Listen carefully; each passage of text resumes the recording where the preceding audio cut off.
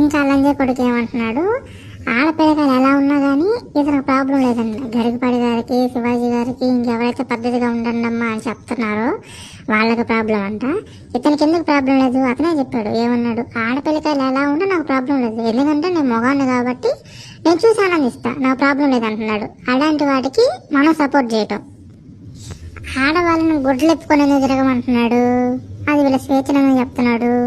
వాళ్ళు గొడ్లు ఎత్తుకొని తిరిగితే వీడు ఫ్రీగా వాళ్ళని చూసి వాళ్ళని ఆనందించవచ్చు.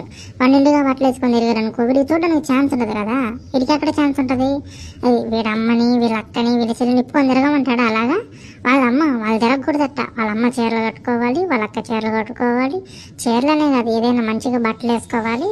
బయట అడవులు మాత్రం గుడ్డ ముక్కలు కట్టుకొని తిరగాలంట, గుడ్లు ఇప్పేసుకొని తిరగాలంట. గుడ్లు ఇప్పేసుకొని తిరిగితే మనోడు చూసాంట ఆనందిస్తారంట.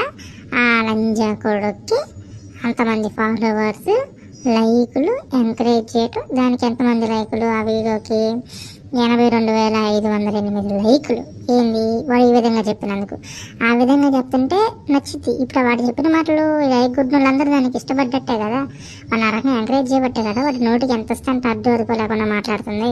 రేప్ చేయాలి అనేది వాడి బుద్ధిలో ఉంటుంది, వాడిని పెంచే పెంపకంలో ఉంటుంది. లంజే కొడక, నువ్వు 14 ఏళ్ళ అమ్మాయి రేపు చేశాను, ఇంతమంది బిచ్చుల మీద తిరిగాను, ఇంతమందిని నేను వేసాను, ఇంతమందిని మింగాను, విదేశాలు పోయాను, అంతమందిని చేశాను, ఇంతమందిని చేశాను, పక్కన విదేశీ ఆడపిల్లగాళ్ళు పెట్టుకుని వాళ్ళ మానాల గురించి వాళ్ళ గురించి మాట్లాడినప్పుడు నీ బుద్ధి అడగపోయింది, నీ ఇదే అడగపోయింది. అసలు నీ అమ్మ నేను ఎట్ట పెంచి నువ్వు అట్టంటి మాటలు మాట్లాడవు? పక్కన దేశాలకు పోయి ఎవరినన్నా వేరే వాడిని ఎవరినన్నా ఒకరిని ఏమన్నా తిట్టాలి మాట్లాడేదంటే నీ నోటి నుంచి లంజా కొడక నీ అమ్మ అనే మాటలు తప్పించేమన్నా వస్తాయి? అప్పుడు నీ బుద్ధి అడగపోయింది, నీ జ్ఞానం అడగపోయింది. ఎందుకు? నీ అమ్మ నేను అట్ట బెంచబట్టే కదా. నువ్వు 14 ఏళ్ళ పైన రేపు చేశాను అన్నప్పుడు, విదేశాలకు పోయి వాళ్ళన్న బిచ్చుల మీద నువ్వు ఆట ఆడావు అన్నట్టు గర్వంగా చెప్పుకున్నప్పుడు అప్పుడు నీ బుద్ధి అడిపోయింది. అప్పుడు నీ బుర్ర తీసి ఏ గుద్దలో పెట్టావు?